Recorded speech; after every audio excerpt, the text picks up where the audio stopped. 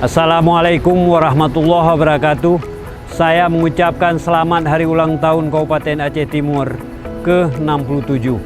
Semoga Kabupaten Aceh Timur semakin maju dan selalu dapat mewujudkan ketentraman, ketertiban, serta terhindar dari segala perpecahan. Bersinergi membangun Aceh Timur. Wassalamualaikum warahmatullahi wabarakatuh.